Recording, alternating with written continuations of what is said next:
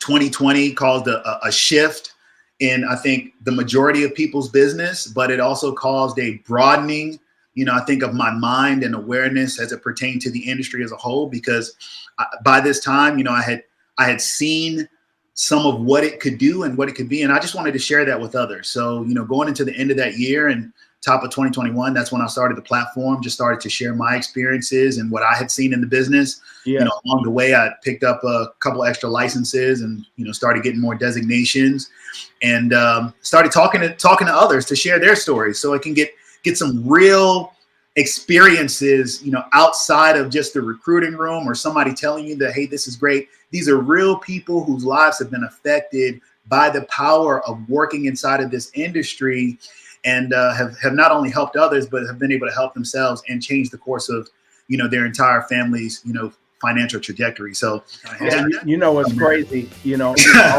all three of us, and I don't know who the other young lady is, but the three of us, as in you, Rory, and myself, another thing that we have in common is the music industry. That was a great part of my life coming up. But with that being said, in the face of broken economic system, high inflation, corporations closing, why is financial literacy so important for the average person or family today?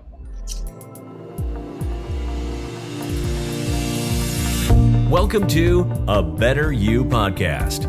Let's start today to develop a better you. Hey guys, welcome to ABU, A Better You. And I'm calling this my new Genius Lab and podcast show, where my mission is to help people do better and be better personally and in their relationships, business endeavors. As a financial educator, I also want to see people win in their financial affairs and understand the importance and power of creating generational wealth. So with that being said, I'm excited about, again, this new show where I interview people who are winning on their mountain and want to see other people and entrepreneurs win in life as well. And so with that being said, I have a very special guest with me today. Mr. Rod Powell is in the house. How you doing, my brother? I'm doing wonderful, Dr. McFarland. Hey, thank you for having me on, to share with your audience of viewers and listeners. Truly appreciate the opportunity and excited to be here. Yeah, man, it's a blessing to have you on, and I've been looking forward to this.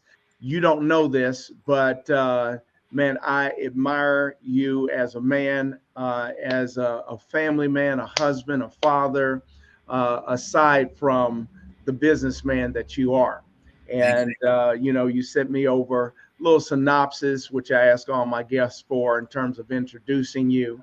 And I thought it was quite interesting when I accessed your bio, but you are the agency principal, Jared Rod Powell Sr.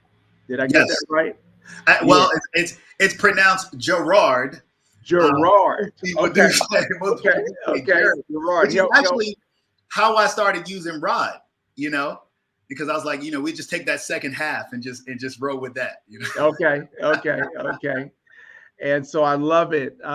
You're a multi-state license in health and annuities, life, health, and annuities, as well as property and casualty, a registered employee benefits consultant and commercial lines coverage specialist. I didn't know that about you, and I thought that was phenomenal. And that's why I know that the people are going to be blessed today, as you hold a business degree in as well as certification in small business management and entrepreneurship. Here's another thing that I love about you. You're the host of You Should Get a License podcast. You recently became an author, releasing your first book entitled Black Pioneers of the American Insurance Industry. And then I love it in your bio.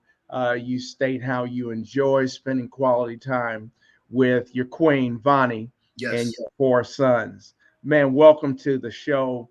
Again, I'm blessed to have you today.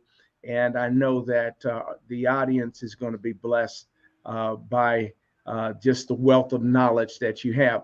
Please, although I shared your portion of your bio, share with the audience who Rod Powell is. Who are you? Hey, first and foremost, just a husband, father, a man who's striving to get it right every day, and moving in God's divine order. That's the mission. But professionally, I've been in the insurance and financial services industry for over a decade now. Agency principal, as you mentioned, of Encore Insurance Group, based in Chesterfield, Virginia. Serve as the chapter president for the National African American Association for the Central Virginia chapter, based in Richmond, and really am just committed to adding value to the world and helping people, particularly our people, expand their awareness, knowledge, and participation. Yes. In the the strategies, tools, techniques, resources, professional education, and implementation of generational wealth building. So whether it be asset preservation through home, auto coverages, or wealth accumulation, through financial strategies like index universal life or annuities. I want to see us win. And that's really what I'm dedicated to in this lifetime.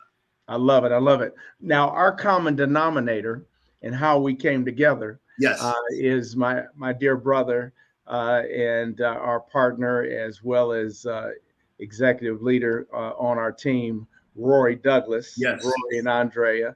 And man, I tell you, I know that you were part of you were a major component in Rory also coming to that decision too, for us to kind of cross over to another organization. But let's get into this. What has this journey, because you have a vast background, you're an educated man, but you also are an expert in this. I'd like to call you an expert in the area of not only the financial industry, but also the insurance industry. What's your journey been like? It's interesting that you asked that question. It's a story that I enjoy telling, and it's one of the reasons that I started the platform. Thank you for mentioning the You Should Get a License podcast. Follow us, YS Get a License, if you're on Instagram or TikTok, and then our YouTube channel for You Should Get a License. But it's a story that I enjoy sharing, because I think that there's a space for everyone inside of this industry and inside of this business. And I almost feel like it's an industry that people forget about. Right. And I'm sure we'll get more into that on this conversation. But when I was 13, Dr. McFarland, I thought that I was going to be Jodeci. Okay. That's what I wanted to be, an R&B singer. Okay. I saw the Forever My Lady music video. Yeah. And when I saw that music video, I said, that is what I am going to do for the rest of my life. Okay.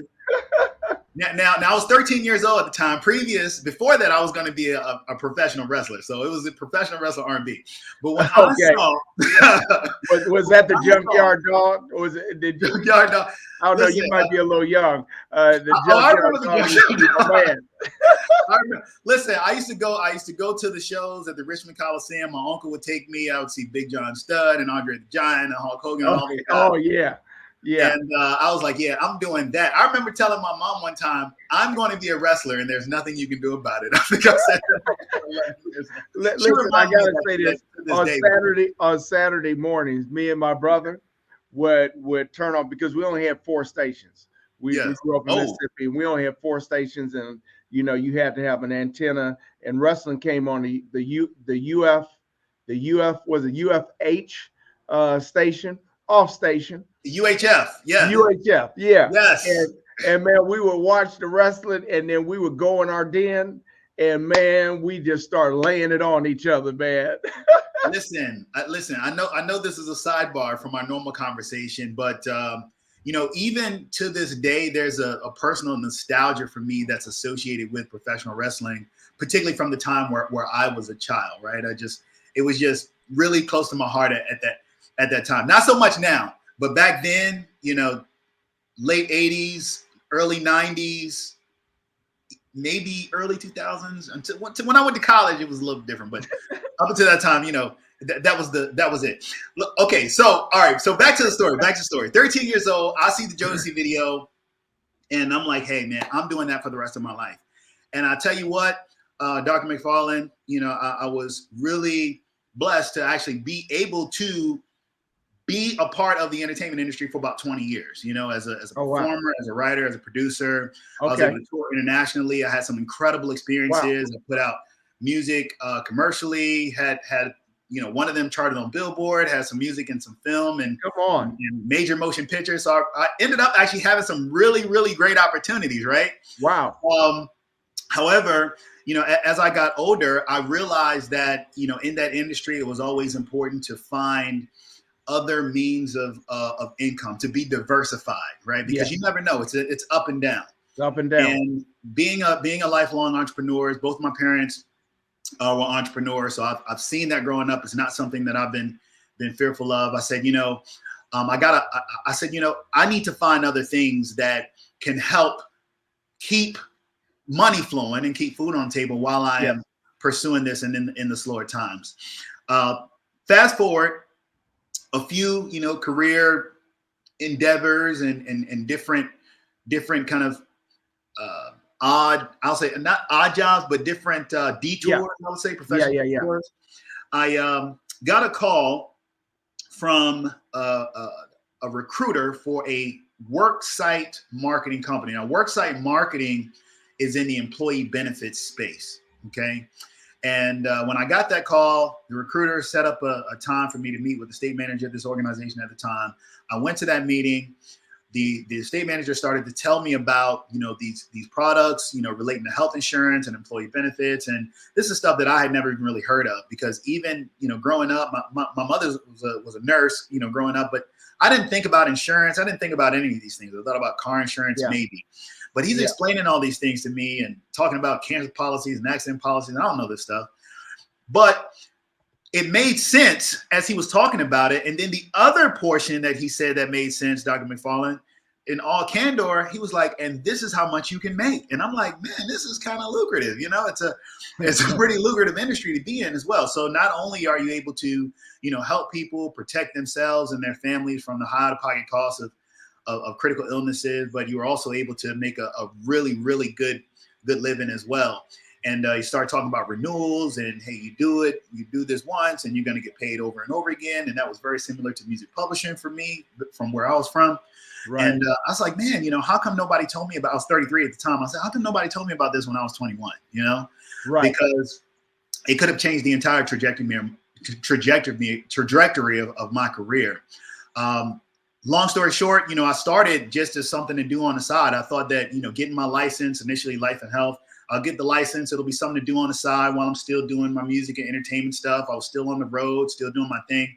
But I was looking for that stability. And I'd say it took about 6 months. But after about 6 months, I started seeing, some of the returns. And, I realized that maybe I needed to shift, my time and focus, into this specific direction. Yeah. So and ended up continuing to grow in that organization, became a district manager in that company. And I was working, this was 100% commission. Okay. This was 1099 independent contractor. Right. It wasn't salary or anything, but you were just grinding. You eat what you kill, you do your thing. Yeah. Manager, regional manager for Eastern Virginia, and then ended up facilitating the responsibilities for the state of DC, Maryland, Virginia, and Delaware for that organization. Up until about 2020, I spent about 8.5 years at the organization. Learned a lot.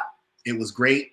From there, 2020 caused a shift in, I think, the majority of people's business, but it also caused a broadening, I think, of my mind and awareness as it pertained to the industry as a whole, because by this time, I had seen some of what it could do and what it could be. And I just wanted to share that with others. So, going into the end of that year and top of 2021. That's when I started the platform, just started to share my experiences and what I had seen in the business. Yeah. Along the way, I picked up a couple extra licenses and, started getting more designations and started talking to others to share their stories so I can get some real experiences, outside of just the recruiting room or somebody telling you that, hey, this is great. These are real people whose lives have been affected by the power of working inside of this industry and have not only helped others, but have been able to help themselves and change the course of, their entire family's, financial trajectory. So Awesome. that's kind of the gist, of the story. I continue I continue with the platform. I ended up, joining another larger corporation and took an executive role there. It was a first W-2 role I'd taken in a long time, but it was an executive position. So I wanted to give it a shot. I realized that, after some time that it wasn't quite the environment for me, and That was a good match. Yeah. decided to just kind of go full-fledged independent and linked up with some more of our mutual friends, James Ivanovich, Jody Humphrey, who I had met. Right. James actually worked at the organization with me previously. He had introduced me to Jody, had a conversation with Jody. Rory, I met Rory through another colleague of mine, Ngozi Anaji. I got to shout her out on every platform because she's connected to everybody in the industry. Okay. But he ended up guesting on my platform as well. We became friends and made an introduction to him and Jody, and they had their own conversation, and the rest is kind of history. Yeah, what's crazy, all three of us, and I don't know who the other young lady is, but the three of us, as in you, Rory, and myself, another thing that we have in common is the music industry. That was a great part of my life coming up. But with that being said, in the face of broken economic system, high inflation, corporations closing, why is financial literacy so important for the average person or family today in this climate? Man, so one, it's important for everyone to understand, not only their economic position, but also their economic goals, and really have some clarity around that so that they can work towards it. And look, here's the reality. This isn't stuff that's taught to us in school. It's not stuff that we hear all the time. And the reality is, look, you're not gonna get it right on the first time. You're not even gonna get it right as you continue on. You're gonna fall back. You're gonna make mistakes along the way. Things are gonna happen. But the reality is, what's most important is keeping your mind focused on where you want to be and slowly putting those things in place to get there. Now, I say all that to say my position, Dr. McFarland, is from a standpoint of more diversity inside of this industry, right? Yeah. I'm a big champion for diversity, equity, and inclusion. And the word that I like to focus on in that statement, because after 2020 with George Floyd, every company wanted to come out with a statement about how they support diversity in the industry and blah, blah, blah, blah, blah, blah, blah. Right. I am a put your money where your mouth is person, right? I'm about the equity, right? The equity in diversity, equity, and inclusion. That is the key point and priority that people need to understand, and why it's so important to have financial literacy in place. The industry that we work inside of, that financial industry, governs the entire social economic structure of not just this country, but really the entire planet. Everything has been founded upon it. Everything is rooted in it. If you do the Siri search, you've done the Siri search, like I've done the Siri search. What's the highest paid industry? Financial services, the highest paid industry. Right. You're talking about an industry that's anywhere from 45 trillion up to $105 trillion, depending on when you look at the marketplace. So it's something that not only everyone needs to understand, it's someone that everyone needs to inculcate and really just make a part of their day-to-day living, which is why I say you should get a license. Whether you're going to use that license or not, at least get an understanding of how these things work and how you can use them to, benefit yourself and future generations as well. So aside from getting a license, which, I love your podcast format, which is, about getting your license. Why is life insurance just as important as health and auto insurance? Sometimes people value auto insurance over, home insurance, or health insurance over life insurance. Why is life insurance so important? It's crazy, right? Because let's say someone has a house, and let's say that house is $500,000. Okay, house is $500,000. Now, let's say the house is $1 million. Regardless of the cost of your house, what do you think is more valuable, you or the house? Me. Of course, right? It's like, so I'm the asset. Right? Common sense says we are more valuable than the property and possessions that we have.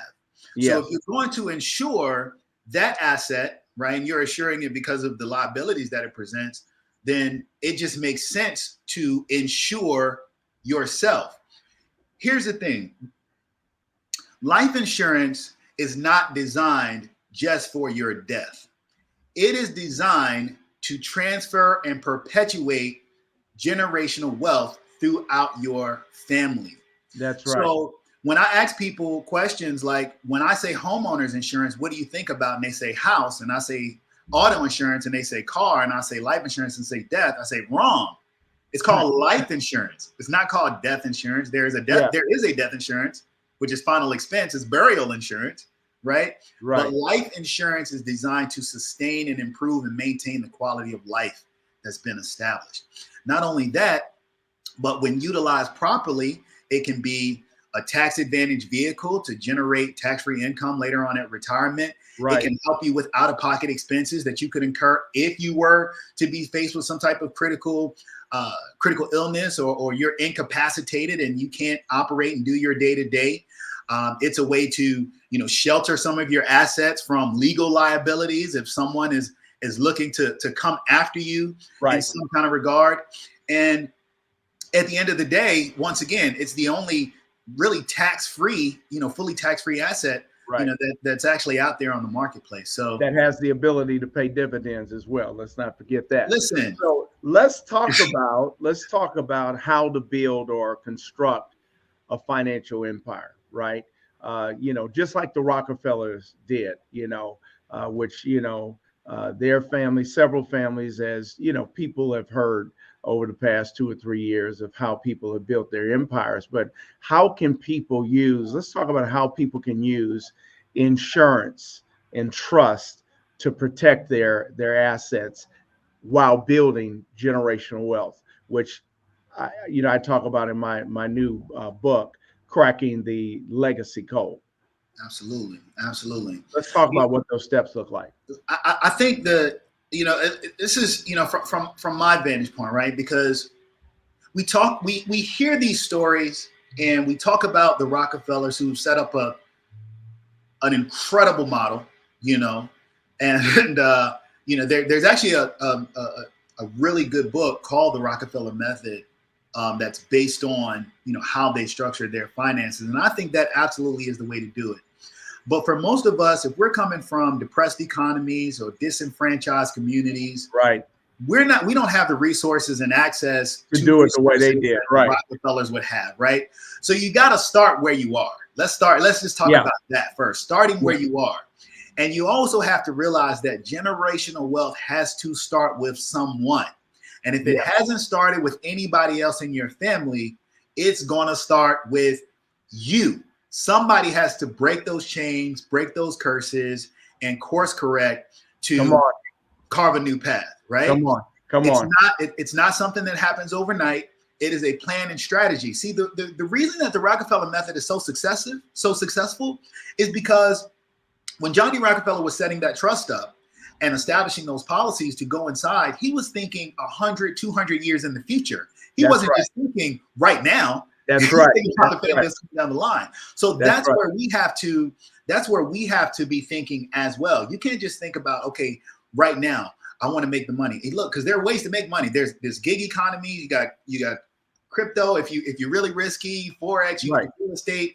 You can get into this industry. You can make a lot of money, but it's not what you make. It's about what you keep. It's about what you can sustain over time.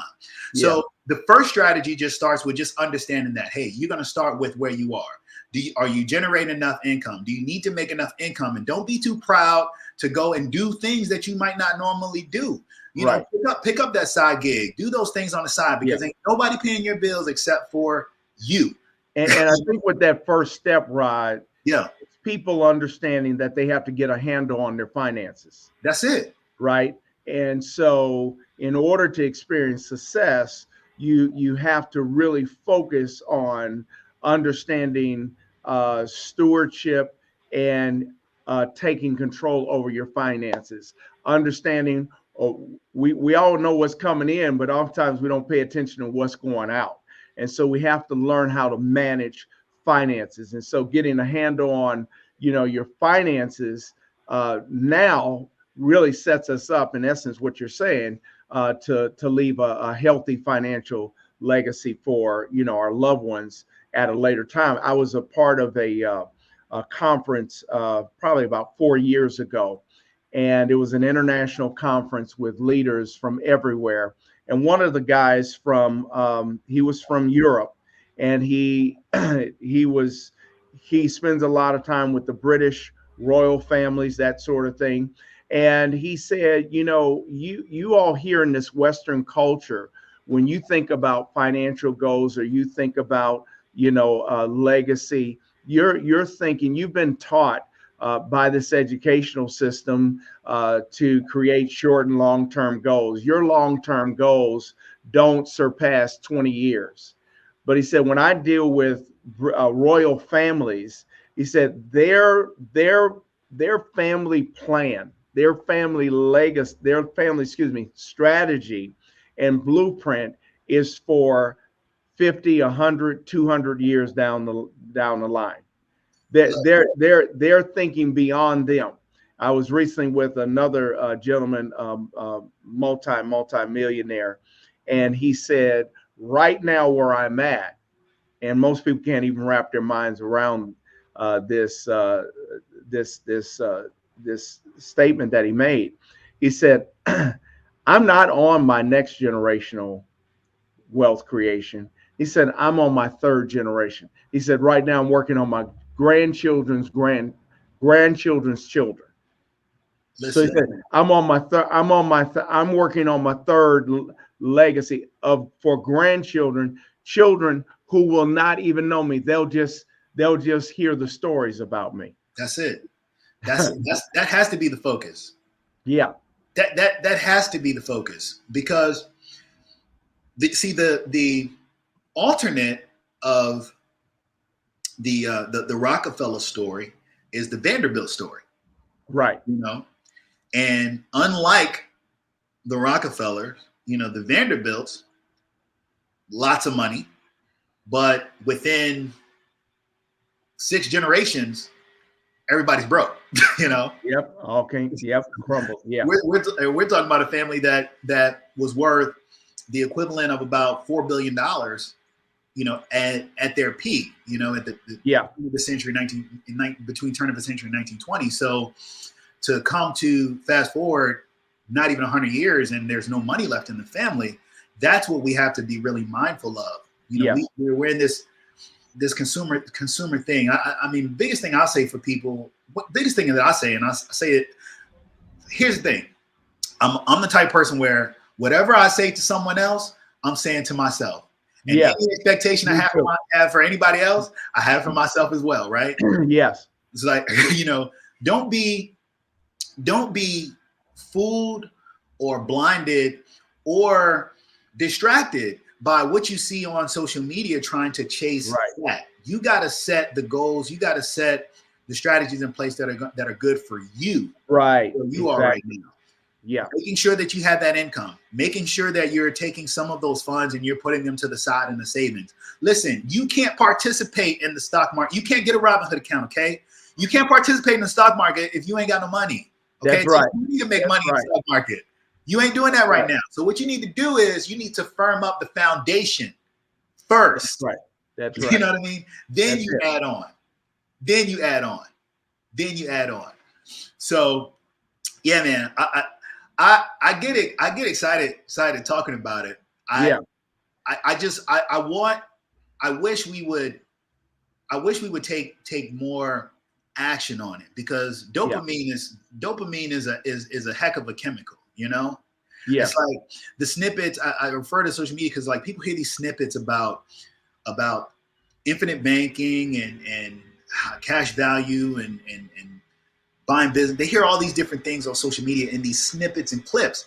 And when you hear that information, you can fool yourself into thinking that not only you know it, but you also are doing something, but you're not actually doing anything, because watching the video isn't doing anything. You got to have to put those strategies in place. That's right. You got to talk to somebody like Dr. McFarland, you know what I'm saying, who can help you craft that. You got to read the book, Cracking the Legacy Code, so you can put the strategies down. You know, you got to read Black Pioneers of the Insurance Industry so you can understand that even if you build something big, you got to make sure that there's a succession plan that comes behind you. And I like what I'm sorry, go on. No, I was just going to say, because even in my book, Black Pioneers, I profiled 5 individuals who built massive organizations, but you know what was missing? Succession. Yes. And that's one of the things that I was going to say. You hit that on the nail, because as you're getting a handle on your finances, right? And then you create what I call that next building block is your will, and then going into creating that trust, whether that's a revocable or irrevocable trust, again, based on what works for you.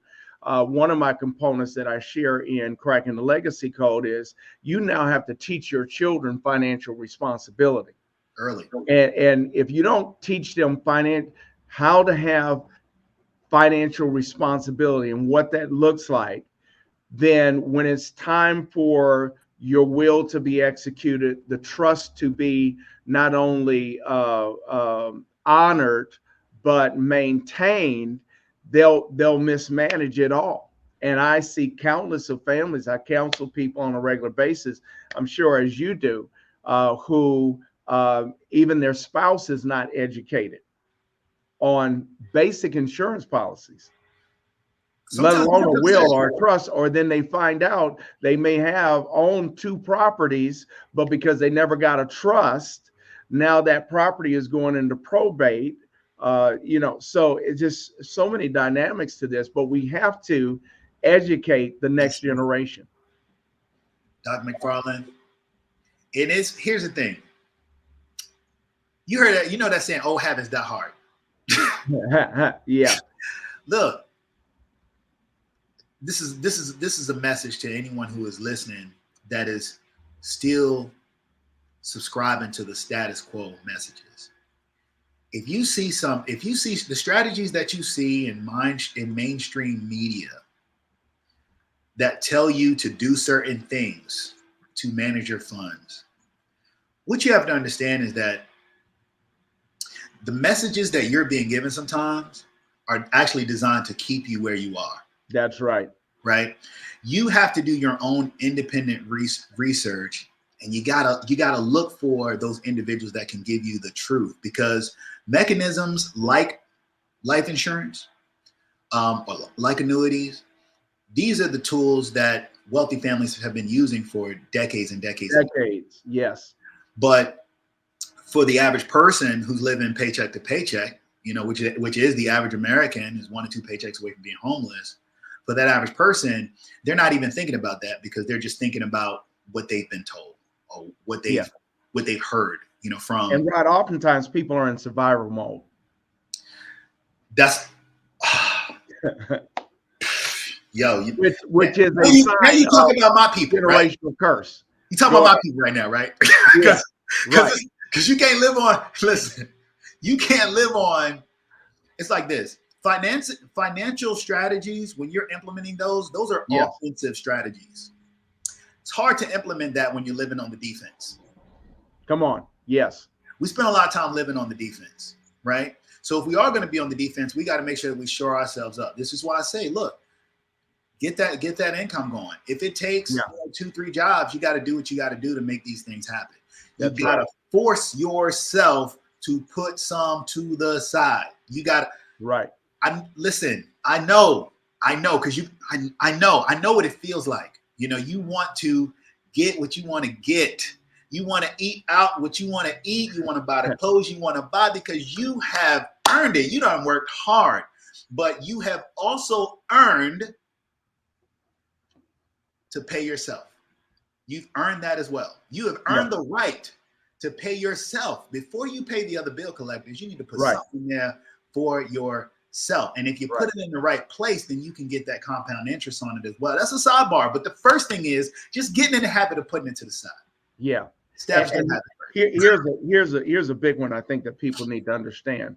What you fail to do tomorrow, you'll fail what you fail to do today, you'll cause failure for yourself and your family tomorrow, because you didn't do what you needed to do in this season so you could reap the harvest that you so desire or dream of reaping or experiencing seasons from now.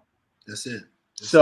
It's modeling. We have to learn, especially within our community, because again, back to social media and the messaging, when you get some money, get you some tennis shoes, get you some wheels, get you a nice gold chain. And trust me, I can flex.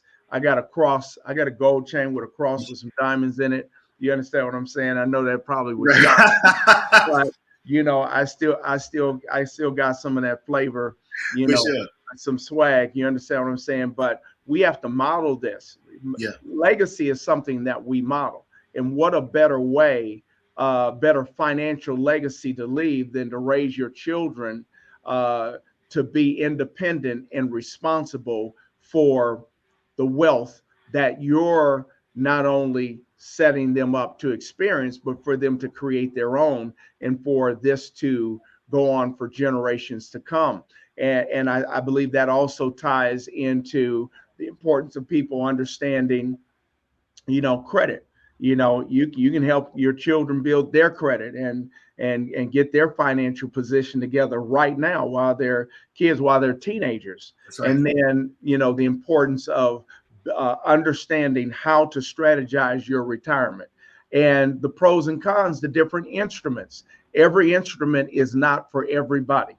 And, people don't really understand a 401k, 403b. They don't even understand index contracts. So it's about the education. You need to be educated so you'll understand, you'll be informed about all of the options, all of the vehicles, so you can create the financial blueprint for not just creating generational wealth, but for your latter years, so that you're not struggling. And, with that, a great way to do that, aside from investing in property, which is one of the best investments, but even within property, it has not beat, and I stand to be corrected, and there would be some that would disagree, it has not beat insurance in the long run, in the end game, because insurance helps you cover so much, not just your life, but your home, your property, your assets, everything, when you construct it right, which sets you up to pass on, financial legacy. Look, I think they complement each other. They go hand in hand. Here in my hometown of Richmond, Virginia, where Virginia Commonwealth University is located, they have what's called a FIRE curriculum, which is finance, insurance, and real estate. Right, so it's risk management, and it combines aspects of real estate, education, and some finance too. And they've kind of put that together in a curriculum for a program. And Old Dominion University, where my son attends college, has the same program. He's a finance major down there. So I think we have to look at them as companions, right? Because most definitely. In the real estate side, it's like this. Okay, insurance works like this. There's insurance is risk management. Okay, exactly. It's risk management. That's all it is. You transfer that risk. You just transferring the risk, right? Yeah. And you can approach that risk in four different ways. You can retain that risk. You can minimize the risk. You can avoid the risk, or you can insure the risk. Now, if you're going to retain the risk, and this is what I talk to my property and casualty clients about, I'm like, look, people sometimes want to go with the lowest deductible possible. Well, I understand that.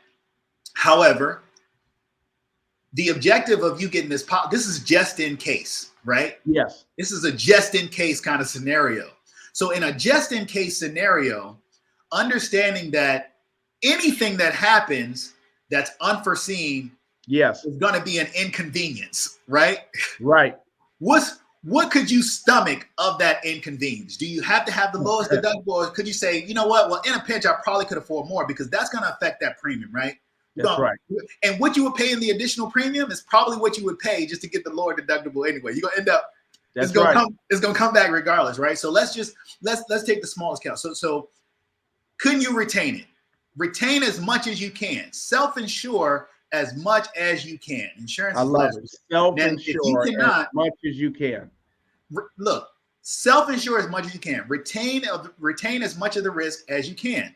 Now, if you cannot retain it, then you need to reduce it or avoid it. You need to reduce the likelihood of the occurrence, right? Yeah. It's, make sure that, you guys don't have to deal with this in California, but in the wintertime, make sure that your pipes are good so they don't get frozen, right? Maybe insulate your windows, right. Reduce your chances, of a loss. Don't go to sleep with the stove on, right? Or avoid it. Don't do, put things in place that you just don't do, right? Right. But if you cannot do those things, if you can't avoid it, if you can't reduce it, if you can't retain it, then you need to insure it, because you need to transfer that. That means you can't handle that. If it's going to bankrupt you, you need to insure it, right? Now, let's put that on your life. If you're listening to this, right? I'm 44. I'm 44 years old right now. If something happens to me, I'm the only one that brings income into my household. If something happens to me, that would be financially catastrophic to my family. Yes. Right? I heard a gentleman saying, I wish I could quote him. I don't want to take his quote without it. But he said, the way I feel about life insurance is I know where I'm headed. I know where I'm going. But if something happens to me before I get there, my family will reap the benefits of where I was headed. Come on. I love it. Yes. That's it. Pritchard. I think his last name is Pritchard. But that is that's the way that we have to approach, legacy building. Because if something happens to us, if something happens to us, man, and our family still depend upon us, that's a catastrophe. You need to one, not only transfer that risk, but you also need to set up a mechanism where this is what, life insurance is way better than property and casualty, because I can't go to my homeowner's insurance or my car insurance and say, hey, come on, right. Come on. Let me get 10 grand real quick for all the money. That's right. Let me get 100 grand real quick. That's right. You can't do that with your property insurance. But you can't. Man, Rod, this has been, man, we're going to have to do this again. And I'm telling you, I know that the viewers, the audience, podcast, whichever platform you're watching this on, listening to, you're getting some gems in this session. I want to kind of close with what I call the ABU wisdom for life and business. So you get to fill in the blank. It's a question and answer. You get to fill in the blank. And you can do it with a one-liner, or you can expound on it. Just ask you a few questions. And if you don't want to answer, you can just say pass. So what do you believe, as a serial entrepreneur, businessman, family man, is the number one cause as to why people fail in life or business? They quit. They quit too early because you get scared. Yeah. And look, if you're running a business, if you're starting a business, you're going to get scared. Okay. Let me just keep it 100. You're gonna think, but you also have to trust. Do you trust? Now, Dr. McFarland, you're a minister, right? You're a minister. Right. People say they have faith, right? But do you really? You know what I'm saying? Because Yeah, this is when it's gonna get tested. that's right. So people quit too soon, right? They don't. It's like this. When you go through a storm, when you go through a storm, you're gonna come out on the other side. You just gotta. Sometimes you just gotta keep going through it. You just gotta keep going through it. You know. Yeah. It's gonna pass you by. So the short answer is people quit. They quit too soon. Yeah. Scripture says faith without works is dead. Listen. A quitter You can't believe, you believe, but you don't. Which one is it? quit. You can't go both ways. That's right. And that's why we walk by faith and not by sight. All right, here's another good one. All right. And I know somebody's going to be blessed by this. What has been the greatest hurdle you had to overcome in life? Shoot, you know what? I got hurdles every day. You know, you got hurdles every day. Greatest, man. It's hard to pinpoint what the greatest has been, and I'll say, you know, I haven't had a tough life, but I've been in some tough situations, and many of them probably caused by my own, you know, doing my own, you know, actions and thoughts. You know, in 2009, so I lived in Chicago in 2009, and well, from about the end of 2006 to 2009. When I came back 2009, you know, I came back virtually homeless with nothing, you know, and I don't know if that was a hurdle as much as it was an inspiration and motivation, because over the course of the next 2 years, I said, you know, I could, you know, stay in the place that I was in. Life is full of crossroads. I could stay in the place that I was in, or I could say, hey, look, I'm gonna find a way out. And keeping it brief, you know, I said, look, I'm gonna continue to push forward. But you know, by 2011, you know, I had bought a house and had cars, and a couple years later had rental property, and you know, it started my career in this industry, and you know, just continue to move forward from there. And I tell you, at every level, there's a different challenge, right? So wherever you are, there's always going to be another hurdle for you to climb. But I do feel like that was a pivotal time in my life, even while I was in Chicago, living out there. But I feel like that was a pivotal time in my life, because that was a do or die moment. What are you going to do? Which direction are you going to go?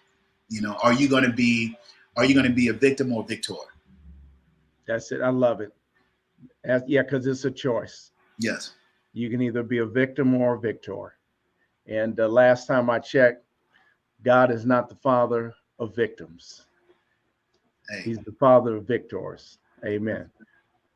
So I love it. What's next for you? What's next for you? You know, I'm following the path. You know, I'm following the path, and you know, just continuing to focus on adding value each day. You know, where I am at this point in life, Dr. McFarland is not where I pictured myself being 10 years ago. You know, 5 years ago, even. You know, I mean, every day is a gift. Every day is a new adventure. Now, I will say this: I am planning my plan, right, is to make sure that my legacy is established, cemented, and that I've added as much value to the world as I can before my time is up. But how that looks, what's worked for me is to just stay open, you know, just even in how we connected, and, you know, have gotten to know each other, and we see each other on Zoom, you know, pretty frequently. Right. You know, these aren't things that I knew were going to exist last year this time. You know, I don't know what's going to be happening next year this time. You know, but I do know this. I know I trust divine order, and that's what I follow. I just keep doing the right thing, you know, continuing to work and grow in my business, and, you know, just stay open to receive the abundance that's coming my way. Awesome. I love it. Listen, continue to be the greatest version of yourself. Thank you for joining me on this platform. Those of you who are enjoying this talk with Mr. Rod Powell, you can look in the box below, and you can catch his you can see his handles on the screen. Connect with me. Connect with him in the bottom box. Listen, Rod, thank you so much, and appreciate you, man. And it's great being on the same team with you in this financial industry. Until the next time, God bless you, and keep walking by faith and not by sight. Thank you, sir. All right, Appreciate it. good brother. Thank you for tuning into A Better You program with Anthony McFarland.